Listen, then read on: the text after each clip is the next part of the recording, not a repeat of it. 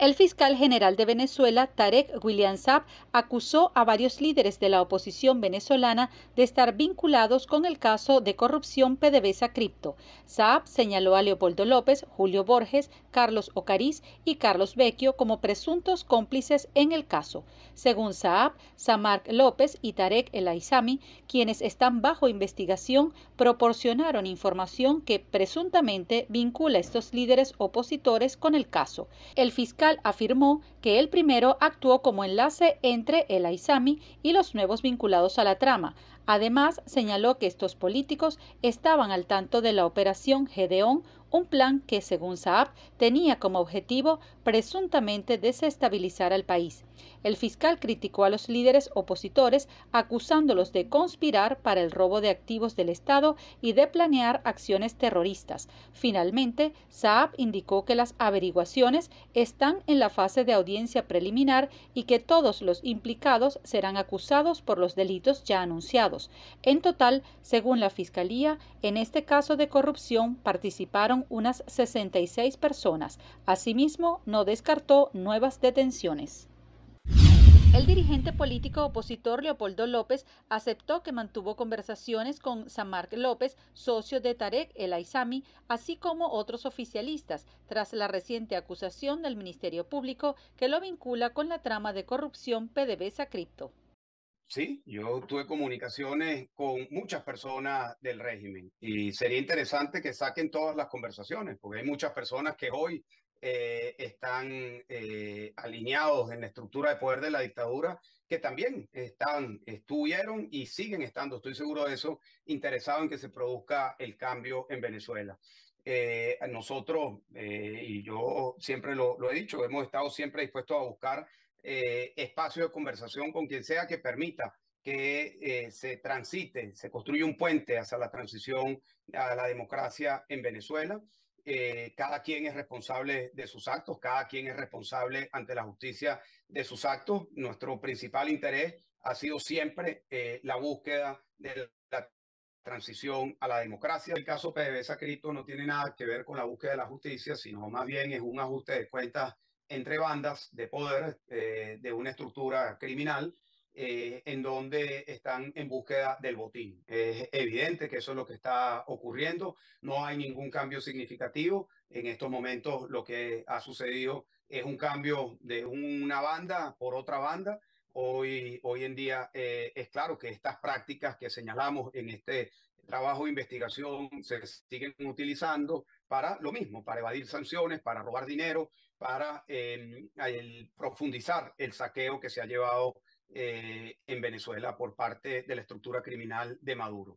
López aseguró que en el caso de corrupción PDVSA Cripto hay más personas vinculadas. Es evidente que José Luis Ramírez, Tarek El Aissami y muchos otros eran parte de esta trama, pero no son los únicos.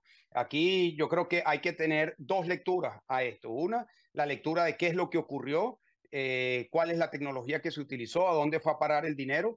Y segundo, quiénes son los grupos que están detrás de esto. Yo creo que aquí apenas se han jalado unos cuantos hilos de toda esta trama y hay mucha más gente vinculada. Estas declaraciones las hizo durante el lanzamiento de un trabajo de investigación llamado Cripto en Venezuela, dos lados de una moneda, que se enfoca en la manera como ha sido utilizada esta herramienta. Por una parte, la administración de Nicolás Maduro la ha usado, según el dirigente opositor, para lavar dinero, evadir sanciones y profundizar el saqueo. Por otro lado, ha sido una alternativa para cientos de miles de venezolanos para protegerse de la inflación, recibir remesas y evadir el cerco financiero a organizaciones de la sociedad civil. Son 13 las personas ligadas a la organización 20 Venezuela que están unas detenidas en cárceles de la administración Maduro y otras refugiadas en territorios diplomáticos en Caracas. Desde el 23 de enero, los jefes de campaña de María Corina Machado en los estados Vargas, Yaracuy, Trujillo, Barinas, Portuguesa, más los dirigentes nacionales Dignora Hernández y Henry Alviares, están tras las rejas políticas de los cuerpos de seguridad del Estado sin cometer delito alguno, según dijo el abogado Omar Moratosta. Fueron detenidos Freites, Camacaro y López en sus respectivas jurisdicciones, que eran los jefes de comando de campaña de María Corina Machado en Vargas, en el estado Yaracuy y en Trujillo. Posteriormente se produjo la detención de Emil Brand en el estado Barinas, sí, en Barinas. Luego, bueno, Henry de Ignora, y no olvidemos que también hay dirigentes importantísimos de 20 Venezuela en este momento recluidos en la Embajada de Argentina bajo protección en virtud de la persecución que se ha desatado contra no solamente 20 Venezuela, sino lo podemos ver contra lo que significa el ejercicio cívico y democrático de los derechos consagrados en la Constitución, como lo es el ejercicio del voto. Ninguno de los dirigentes encarcelados ha tenido derecho a la defensa. Hasta este momento permanecen todos estos casos y los demás que ustedes conocen privados del derecho de accesar a la defensa privada. A ellos se les han presentado bajo circunstancias absolutamente no claras, a destiempo, escondidos, de noche, en sitios donde no deberían haber estado. La madre de la dirigente detenida Dignora Hernández pidió a la administración Maduro poder ver a su hija. Yo soy Magdalena de Hernández, la mamá de Dignora Hernández. A un mes de su desaparición necesito ver a mi hija, necesito contactar que se encuentra bien. Necesito verla, necesito abrazarla y darle su bendición. Le pido a las autoridades, por favor, las autoridades competentes, por favor, dejen ver a mi hija. Para el abogado Omar Moratosta, la persecución contra estas 13 personas demuestra la sistematicidad de las operaciones de los cuerpos de seguridad del Estado contra la organización política 20 Venezuela. Desde Caracas, Fernando Tineo para VPI TV. El presidente de Estados Unidos, Joe Biden, y su homólogo mexicano, Andrés Manuel López Obrador, acordaron implementar medidas inmediatas para reducir de forma drástica los cruces irregulares de migrantes en la frontera común, anunciaron este lunes ambos gobiernos en un comunicado conjunto. Biden y López Obrador mantuvieron una llamada telefónica el domingo y ordenaron a sus equipos de seguridad nacional trabajar juntos para implementar de inmediato medidas concretas con el fin de reducir significativamente los cruces fronterizos irregulares y al mismo tiempo proteger los derechos humanos. Según la misma nota, los mandatarios se comprometieron además a promover iniciativas para abordar las causas fundamentales de la migración en el continente y coincidieron en que aumentar la prosperidad y la seguridad regional es de vital importancia para abordar a largo plazo la crisis migratoria. La administración de Joe Biden, que no ha detallado cuáles son estas medidas inmediatas, presionó a finales del año pasado a México para que endureciera los operativos para interrumpir las rutas que los migrantes emprenden hacia el norte, especialmente sobre trenes de carga, después de que se registraran cifras récord de cruces fronterizos. La llegada de migrantes a la frontera sur de Estados Unidos se redujo durante enero y febrero. Sin embargo, no queda claro si esta tendencia se sostendrá. Justo la semana pasada, más de 1,000 migrantes llegaron a bordo del tren de carga conocido como La Bestia a Ciudad Juárez, al norte de México, fronteriza con El Paso, Texas. La tensión entre Estados Unidos y México por la migración fronteriza ha aumentado en medio de las campañas de las elecciones presidenciales que ambos países celebran este año.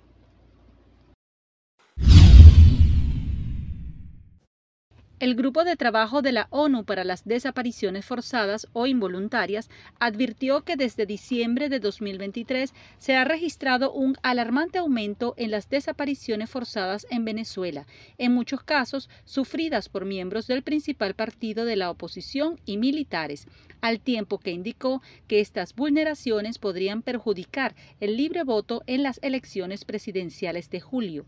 Las 5 expertas que componen el grupo denunciaron que en muchos casos se trata de detenciones prolongadas y en régimen de incomunicación. Asimismo, afirman que parecen seguir un patrón según el cual las víctimas son privadas de libertad por las autoridades estatales, llevadas a centros de detención reconocidos y ahí privadas de sus derechos fundamentales como el contacto con el mundo exterior, el acceso a la defensa y el debido proceso. El Grupo de Trabajo de la ONU para las Desapariciones Forzadas o Involuntarias explicó que privar a una persona de su libertad, seguido de la negativa a reconocer su detención u ocultar su suerte o paradero, la sitúa fuera de la protección de la ley, lo que constituye una desaparición forzada, independientemente de la duración de dicha privación de libertad u ocultación. Las expertas subrayaron que la impunidad de estos crímenes socava la confianza en el Estado de Derecho y en las instituciones y perpetúa un clima de miedo e inseguridad en la sociedad, por lo que instaron a las autoridades venezolanas a prevenir, erradicar y enjuiciar todo acto de desaparición forzada. Provea denunció que solo entre 2013 y 2023 se registraron 43.003 víctimas de violaciones a la integridad personal, que incluyen 1.652 víctimas de torturas y 7.309 víctimas de tratos o penas crueles, inhumanas y degradantes. La respuesta del Estado ha sido emplear todos sus recursos para reprimir no solo al liderazgo político, social, organizado, sino incluso reprimir y controlar a esos miembros más vulnerables, a los más excluidos y a los que más están padeciendo las consecuencias de esta crisis económica y social. Entonces, en las comunidades pobres y en las cárceles del país, esa población se ha visto sujeta o sometida a una constante violencia institucional por parte de los cuerpos de seguridad del Estado. Durante estos 10 años de gestión de Nicolás Maduro, entre 2013 y 2023, hemos registrado 10.085 personas asesinadas por los cuerpos de seguridad del Estado venezolano. En 2023 fueron 620 personas. Es importante resaltar que en este año, al igual que en el resto del conjunto del periodo, la mayoría de estas víctimas son jóvenes, entre 18 y 30 años.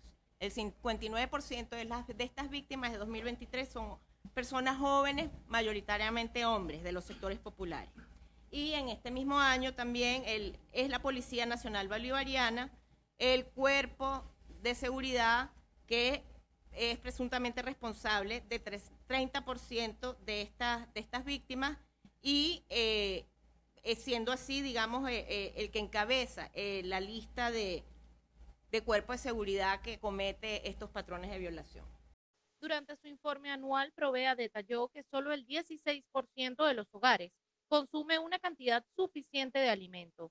50.6% dedican casi todo su presupuesto a alimentación y 45.2% de la población está en inseguridad alimentaria.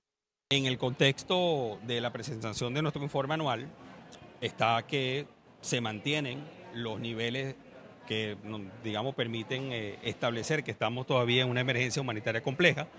Eso, en palabras simples, es como que Venezuela o su ciudadanía, su población, vive situaciones de un país como que ha estado en un conflicto armado o que ha pasado por una devastación natural. Esa emergencia humanitaria compleja se mantiene.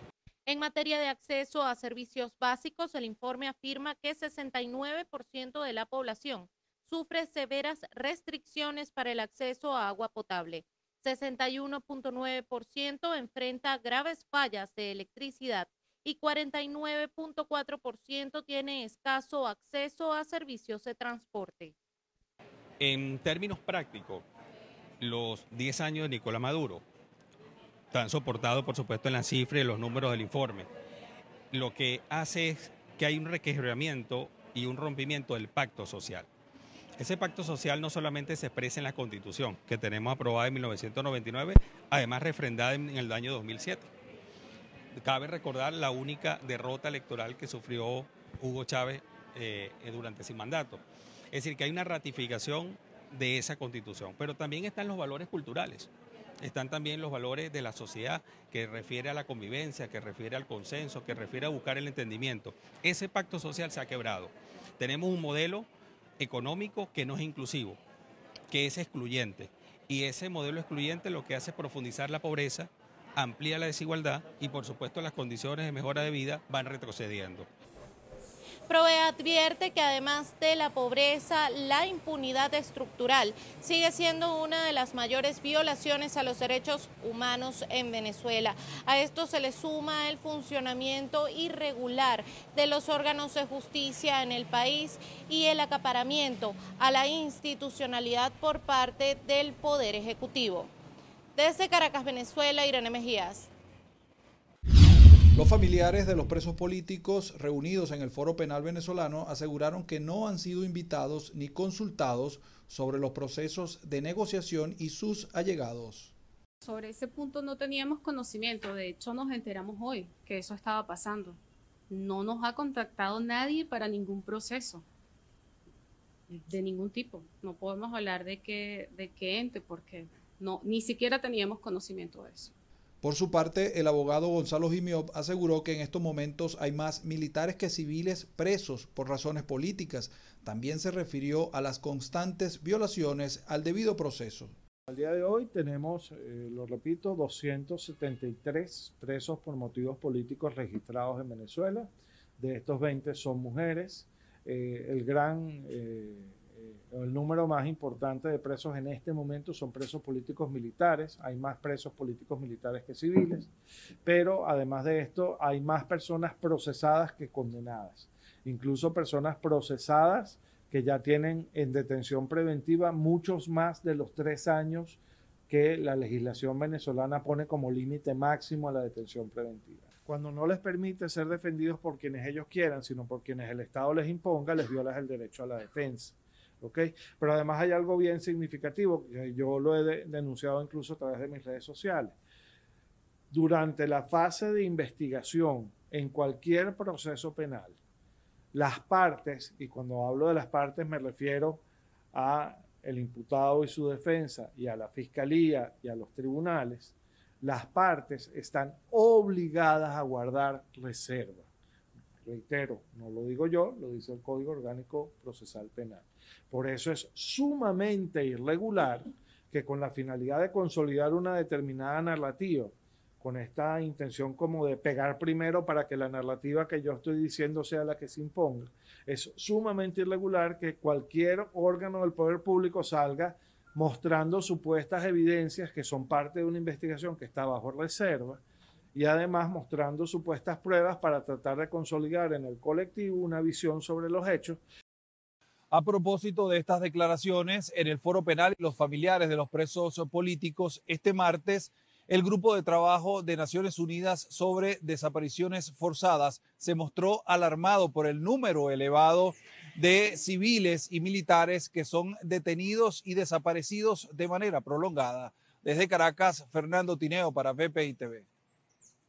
El presidente colombiano Gustavo Petro denunció que faltan más de 1 millón de proyectiles y municiones, incluidos misiles, tras 2 inspecciones hechas en sendas bases militares del país. Además, aseguró que esos materiales pueden estar en manos de redes internacionales de tráfico de armas o de grupos armados ilegales. La única manera de explicar este tipo de faltantes es que ha existido durante un largo tiempo redes integradas por gente de las fuerzas militares y civiles dedicadas a un comercio masivo de armas usando las armas legales del Estado colombiano.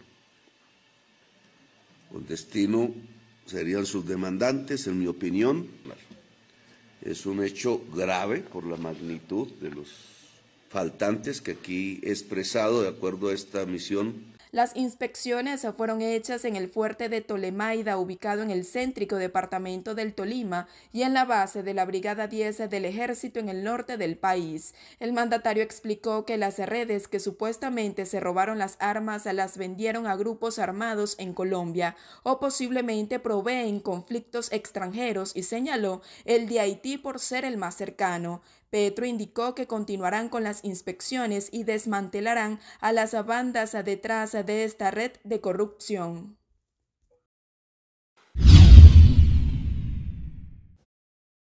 Pasadas las 10 de la mañana de este miércoles, trabajadores de todos los sectores y principalmente del sector público se concentraron en la Plaza Brión de Chacaito, donde aseguraron no tener expectativas con respecto a un aumento sustancial del salario por parte de la administración de Nicolás Maduro para este Día del Trabajador.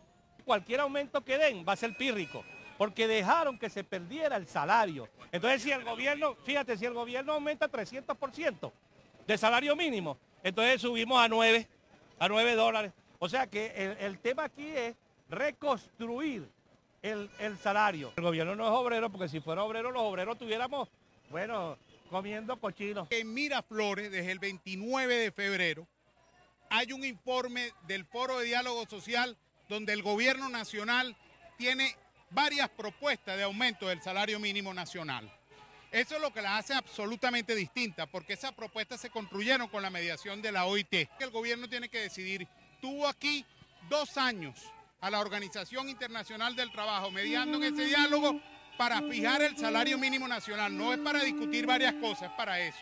Si hoy lo hace, una vez más, habrá traicionado la institucionalidad en el país y bueno, y él sabrá cuáles son las consecuencias en el favor y en la voluntad de los trabajadores. Durante la marcha que partió a las 11 de la mañana, trabajadores narraron además las condiciones con las que cuentan actualmente para poder vivir con un salario de apenas $3 mensuales en Venezuela.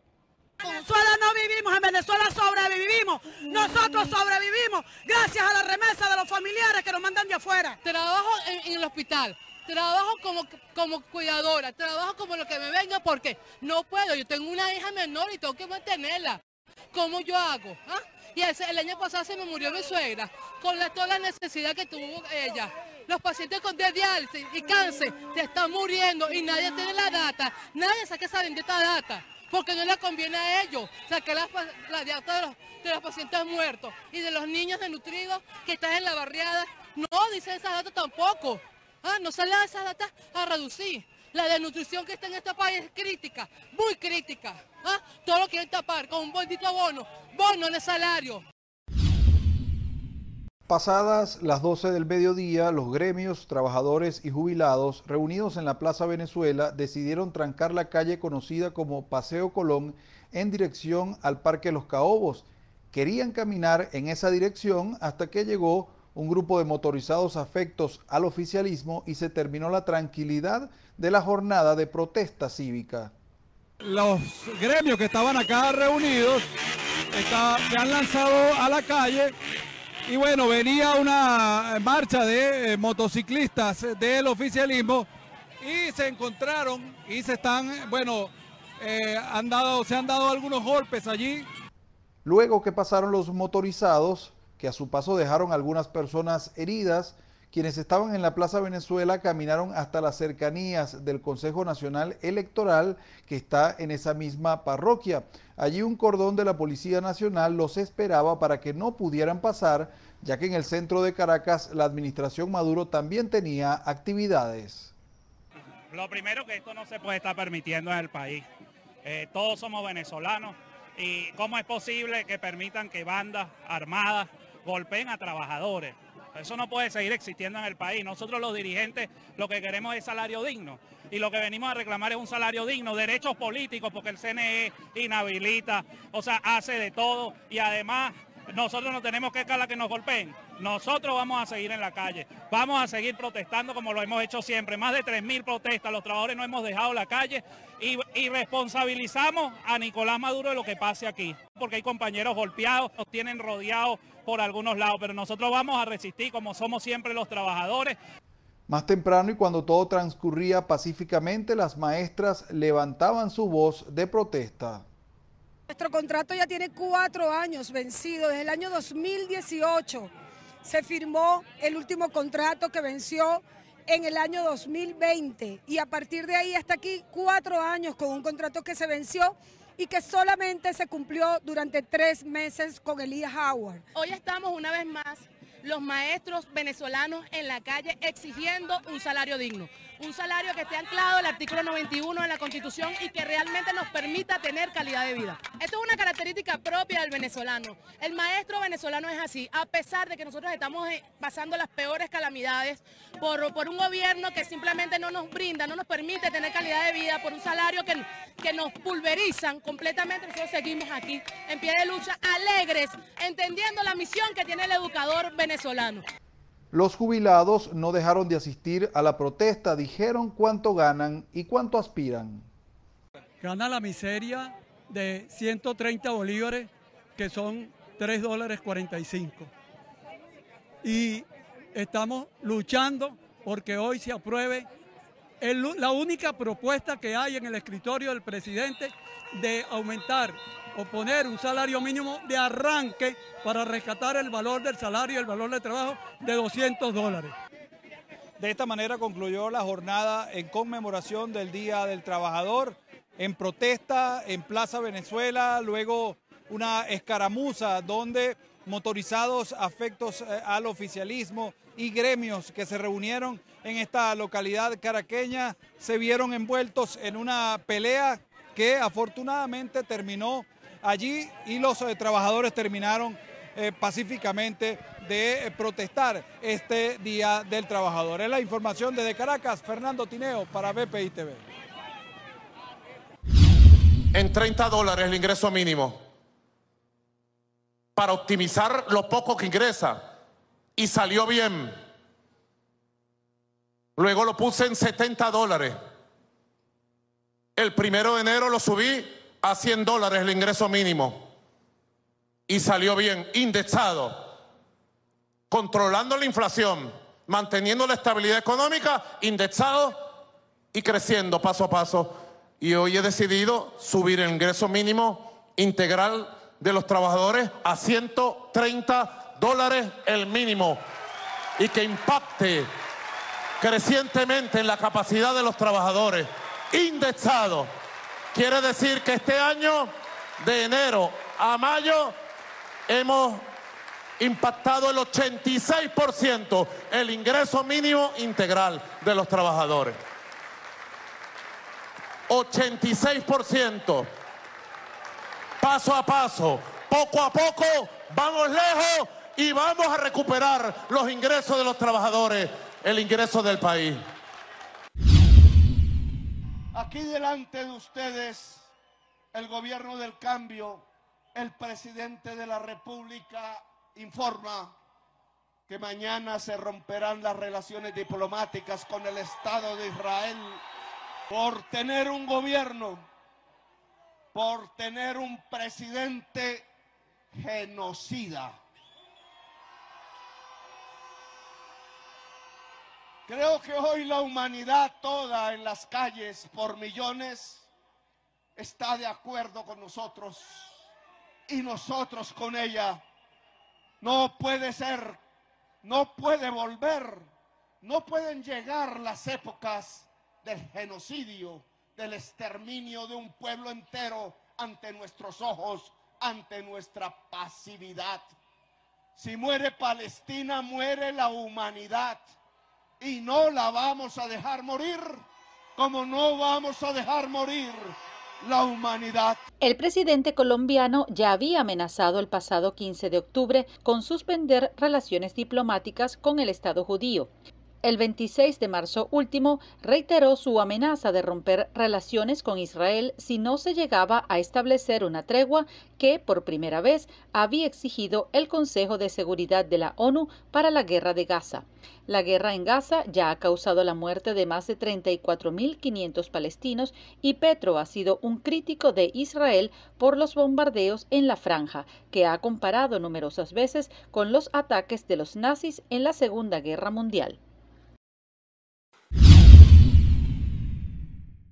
El fiscal general de Venezuela, Tarek William Saab, solicitará una nueva orden de aprehensión y extradición para los dirigentes opositores Leopoldo López y Julio Borges por su presunta participación en el caso de corrupción PDVSA Cripto. Con motivo de estas nuevas revelaciones, Ya el Ministerio Público, a través de los fiscales de la causa, está procediendo a solicitar no solamente una nueva orden de aprehensión en contra de López y Borges por este hecho, sino también una nueva solicitud de extradición.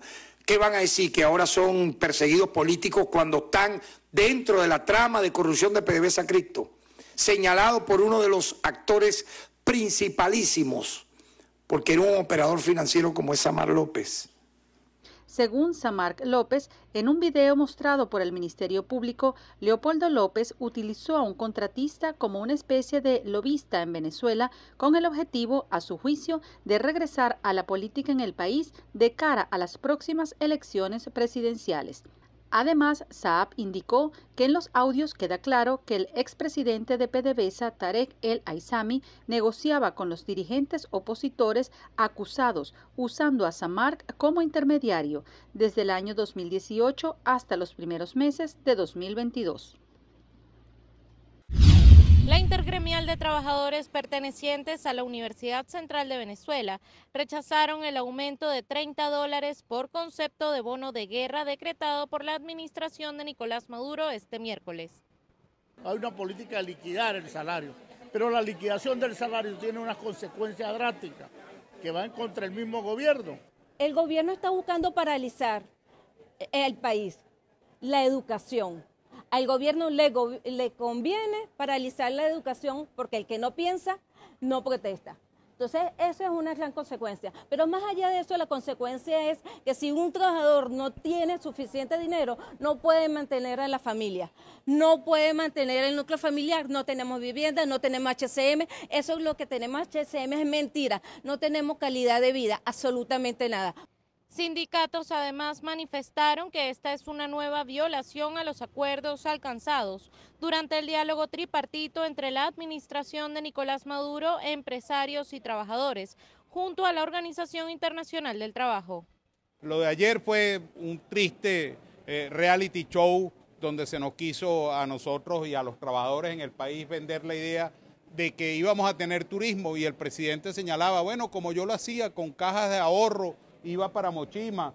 Bueno, vayan a ver las cajas de ahorro con 130 bolívares. Lo cierto aquí es que son 130 bolívares de salario y $130 de bono. El gobierno tenía las propuestas, tenía la oportunidad de rectificar y no lo hizo. Es decir, prefiere el camino de enriquecerse él y bueno, ver luego los tristes espectáculos de corrupción que ha visto el país en vez de poder retribuir a los trabajadores en forma, digamos, justa lo que es su trabajo. Por su parte, el profesor universitario y economista Aarón Olmos indicó que las políticas de bonificación implementadas por la administración madurista forman parte de una política continuada que muestra una insuficiencia de recursos por parte del Estado para mantener las nóminas de trabajadores activos, jubilados y pensionados en el país. Si bien había un nivel de expectativa motivado a lo político, se revela pues que hasta ahora hay una continuidad de lo que ha sido la estrategia del Ejecutivo de solo incrementar las bonificaciones que no tienen incidencia sin incrementar el salario mínimo, que sería muy costoso en el largo plazo. Un escenario como el que tenemos nosotros, donde hay una visión continuada de una intervención cambiaria con millones de dólares interdiarios que se están colocando en una situación de disminución de flujo de efectivo porque es insuficiente, no es que no hay dinero, es insuficiente para poder cubrirlo todo. Una propuesta de incremento salarial de 200 no es viable porque recordemos que desde el punto de vista de los salarios, la ley laboral obliga que cuando se hace una mejora al trabajador, esa mejora tiene que mantenerse en el tiempo. No es que yo incrementé el salario un primer trimestre y como no tengo ahora, lo echo hacia atrás. Si lo subí, lo subí. Y el problema con esto es que la fuente de financiamiento tiene que ser sustentable y sostenible en el tiempo. Es importante señalar que diversos sectores del país habían solicitado a la administración de Nicolás Maduro un incremento en el salario mínimo mensual de al menos $200, lo cual se traducía en un aumento de 5.614% sobre lo que reciben actualmente, que son esos 130 bolívares. Sin embargo, actualmente Venezuela suma ya 778 días sin unas políticas a nivel de Estado que puedan subir ese salario mínimo de los trabajadores y por ende mejorar su calidad de vida. Desde Caracas, Venezuela, Irene Mejías. ¿Cerrar o no cerrar el paso migratorio por el Darién? Este es uno de los temas que han tocado los candidatos a la presidencia de Panamá y que ha dividido opiniones. Una de las más fuertes es la de José Raúl Molino, quien aseguró que le pondría freno a la migración, pidiendo apoyo a los países implicados en ese flujo de viajeros y repatriando a estos a sus respectivas naciones. El reemplazo de Ricardo Martinelli en la candidatura llegó hasta a bromear opinando que le pediría ayuda a Donald Trump para construir un muro que cubra los 266 kilómetros de frontera terrestre de selva. El abogado internacionalista y activista de derechos humanos, Iván Chanis, opinó a EFE que es preocupante que candidatos digan que van a cerrar el Darién, ya que así le quitan legitimidad a una problemática profunda y porque es mentira que sea posible cerrar este paso. Otros aspirantes como el expresidente Martín Torrijos o el antisistema Ricardo Lombana ven irreal que se pueda frenar la migración y destacan que la clave es mantener los controles sin dejar de brindar garantías y derechos a los viajeros. Sostienen que es muy importante coordinar los servicios de inteligencia de los países implicados para identificar y combatir al crimen organizado, evitando así episodios como el que relata el migrante venezolano Héctor Martínez. Íbamos en un grupo de 70 personas y al llegar a un punto, me imagino que estratégico para ellos, nos abordaron varios hombres encapuchados con armas, nos tomaron a las 70 personas y nos subieron a un punto más alto del paso de la selva. Y ahí pues nos sometieron a toda esa clase nos robaron. A algunas de las muchachas las tomaron y las violaron. Buscando frenar esos crímenes, fuerzas especiales de la Policía Fronteriza panameña se adentraron en la selva para tratar de capturar a esos delincuentes que atacan a los migrantes. Cabe señalar que tras días de caminata por la selva, Bajo Chiquito es el primer poblado panameño al que llegan los migrantes. Allí las autoridades toman los datos personales de los recién llegados. En 2023 pasaron por allí 520.000 migrantes, en lo que fue una cifra histórica, aunque este año se podría romper ese récord. Decenas de manifestantes detenidos ha sido el saldo tras irrumpir la policía en la Universidad de California en Los Ángeles, Estados Unidos. Según medios locales, la policía lanzó bengalas provocando fuertes explosiones para eliminar barreras metálicas y de madera que impedían el acceso a las instalaciones universitarias, lo que desató los enfrentamientos. La policía inició el operativo de desalojo la madrugada de este jueves contra manifestantes que protestaban por la guerra de Israel en Gaza.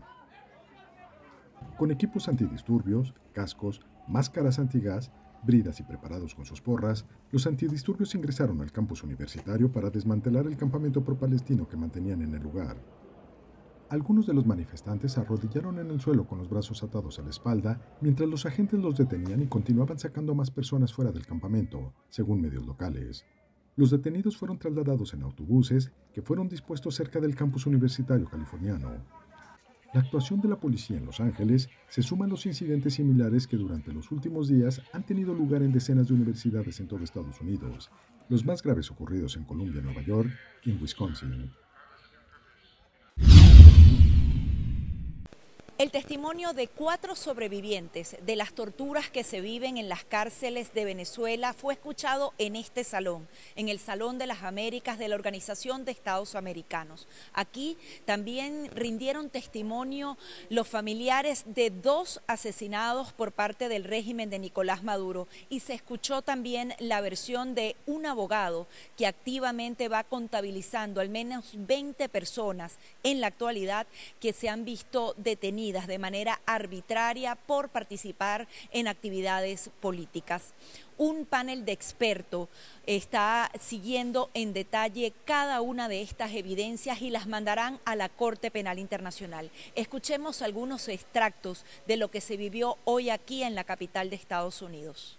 El objetivo de este informe es demostrar que dentro de la justicia penal venezolana no se está avanzando para encontrar a los responsables de los principales crímenes de lesa humanidad.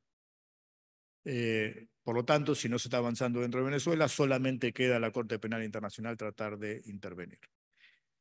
Por lo tanto, investigamos qué estaba haciendo la justicia venezolana en relación a los crímenes reconocidos, simbólicos, de lesa humanidad, y si se estaban investigando y si había personas detenidas. Se confirmó que prácticamente el 70% de las ejecuciones extrajudiciales o asesinatos cometidos no se había acusado a ningún autor o responsable.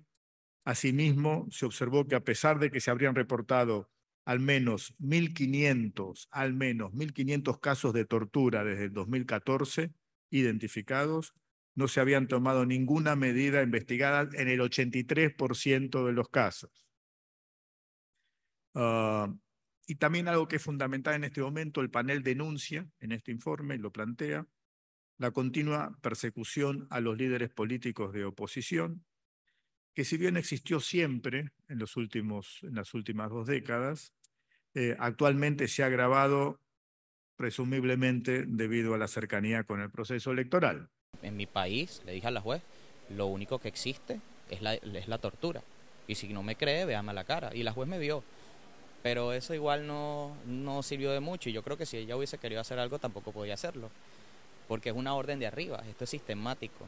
Entonces, a pesar de que estaba hinchado, golpeado, con señales claras de tortura, igual no pasó nada. Mira, yo cumplí condena. Ellos me contactaron y dijeron que si yo admitía los hechos, iba a salir en libertad. Iban a ser 5 años, que es lo que dice mi condena, mi tiempo mínimo de la condena por el delito de instigación a la rebelión. Y que si no admitía iba a pagar 8 años y medio. Bueno, yo dije, voy a admitir para salir, lo importante es salir, reunirme con mi familia. Yo no estoy admitiendo que soy un delincuente, que soy un terrorista o que soy un narcotraficante, un corrupto, estoy admitiendo que están instigando la rebelión. Eso es lo que ellos dicen, sin ninguna prueba alguna, nunca me hicieron juicio, pasé ilegalmente, arbitrariamente detenido. Pero yo pienso y creo y estoy convencido que la denuncia sí sirve. Dar nombre de los torturadores, dar nombres y apellidos y exponerlos a ellos para que sepan, ¿no? Porque ellos decían ahí que aquí no hay derechos humanos, que aquí nunca les va a llegar la justicia. Y eso era en el 2018, pero tú ves ahora en el 2024 y bueno, ya Venezuela está siendo investigada, el gobierno de Venezuela está siendo investigado por crímenes de lesa humanidad. Cualquier instancia que pueda hacer justicia en el caso de esta injusticia total que se ha hecho por parte de la dictadura y por parte de la tercerización de unas bandas terroristas, que no es más que el eximirse de las culpas reales que han tenido esta dictadura, utilizando bandas delictivas para ocasionar daño y no enfrentarlas directamente ellos. Por eso que ellos han utilizado la tercerización de bandas terroristas como la del Tren de Aragua para ejecutar a mi hermano en Chile y acabar con su vida. Pero su moral seguirá siempre intacta. Ya estaba en la parada internacional, me sacan de la patrulla y me dan vuelta por toda Valencia diciéndome que ya me había salvado en 2 oportunidades y que una tercera no le iba a contar porque me iban a matar directamente, me iban a cortar en pedazos, y la expresión que más me marcó era que me decían cada órgano nos va a salir entre los dedos porque lo vamos a apretar así, el corazón te va a salir y lo apretamos y nos va a quedar solo una masa. Recuerda, solo la masa nos va a salir entre los dedos. Y claro, ese gesto bueno, soy humano y me aterrorizó bastante. O sea, imagínate el carro y el vehículo recibió 21 impactos de bala en todo su alrededor. Esos fueron determinados por la Policía Científica venezolana. Una de esas balas atravesó la espalda de mi esposo y a pesar de que se bajó y pidió ayuda, no le fue dada esa ayuda. Nuestra fe está puesta en los organismos internacionales y esperamos que la CPI continúe las investigaciones en los casos de ejecuciones extrajudiciales y crímenes de lesa humanidad. Los testimonios que se presentaron hoy aquí ante la Organización de Estados Americanos no se tratan de una memoria, de algo que ha quedado en el pasado. Ellos justamente aseguran que se trata de evidenciar lo que sigue ocurriendo y permanece sin justicia en el país. Son más de 200 presos políticos que permanecen en estas condiciones en las cárceles venezolanas. Más del 50 de ellos son militares que son sometidos a duras torturas para que delaten a compañeros y se les da todos los tratos crueles e inhumanos que nadie se puede imaginar. Las recomendaciones que hace hoy este panel de expertos van hacia la emisión de órdenes de captura con personas con nombre y apellido, y así lo estará haciendo poco a poco la Corte Penal Internacional, que pondrá la responsabilidad personal de esos civiles y militares que van desde los ejecutores físicos de estas torturas hasta el propio presidente Nicolás Maduro. Volvemos contigo, Manuel. Durante la presentación de su informe anual, la organización Espacio Público indicó que en los primeros meses de 2024 se recibieron al menos 135 denuncias sobre violaciones al derecho a la libertad de expresión en Venezuela y 68 situaciones de vulneración a este derecho, lo que representa un incremento de 22% con respecto al mismo periodo del año 2023. En lo que llevamos entre enero y abril del año 2024, de alguna manera refleja un poco el patrón histórico que hemos identificado en el último tiempo, sobre todo cuando estamos frente a un contexto electoral. En promedio, en estos 4 meses, registramos 17 casos mensuales. Esto da cuenta de una frecuencia importante, ya veremos en detalle por qué, vinculado justamente a un periodo donde hay unas elecciones presidenciales cerca y las limitaciones son mucho mayores en esos contextos. Específicamente en los tipos de violaciones, las más frecuentes tenemos las intimidaciones, es decir, el impedimento a la cobertura periodística, que cubren el 30% del total de los casos, seguido de la censura con un 27%, donde además de estas limitaciones se suman también el cierre de medios de comunicación principalmente y otras dinámicas de hostigamiento. Y en tercer lugar, el hostigamiento judicial, que representa el 14% del total de casos que llevamos en estos 4 meses. Con respecto a casos de censura, específicamente en el cierre de medios de comunicación, a la fecha Espacio Público documenta 13 emisoras de radio registradas como cerradas, especialmente en los estados Apure, Carabobo, Bolívar, Distrito Capital, Lara, Portuguesa y Trujillo, y 18 detenciones. Hemos registrado en el último cuatrimestre, la mayoría son personas particulares, que como comentaba Saúl, nos referimos principalmente a infociudadanos, a personas que usan sus redes sociales regularmente y donde ofrecen opiniones o información de interés público, y también personas que son expertas en determinados temas y dan opiniones de ese tipo en medios de comunicación sobre temas asociados a crisis estructurales como el tema eléctrico, por ejemplo. Es decir, hay una arremetida mayor hacia personas que no necesariamente son profesionales de la comunicación, pero que ejercen la libertad de expresión a través de sus medios particulares, y hay un ensañamiento específico hacia este grupo de personas.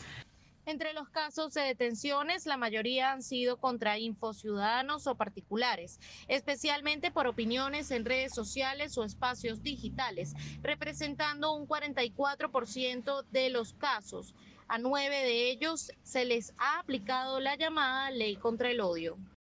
Hay una arremetida mayor hacia personas que no necesariamente son profesionales de la comunicación, pero que ejercen la libertad de expresión a través de sus medios particulares, y hay un ensañamiento específico hacia este grupo de personas por el alcance que pueden tener, no necesariamente a nivel mediático, pero sí en sus comunidades o en sus localidades.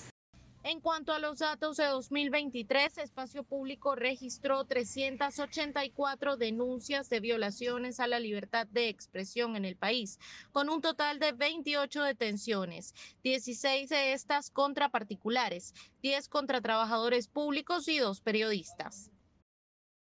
En el marco del Día Mundial de la Libertad de Prensa, la organización Espacio Público además aseguró que durante el último año el ecosistema de medios de comunicación en Venezuela se ha reducido hasta en un 7.14%, mientras que los medios de comunicación privados han presentado una contracción del 3.93%. Desde Caracas, Venezuela, Irene Mejías.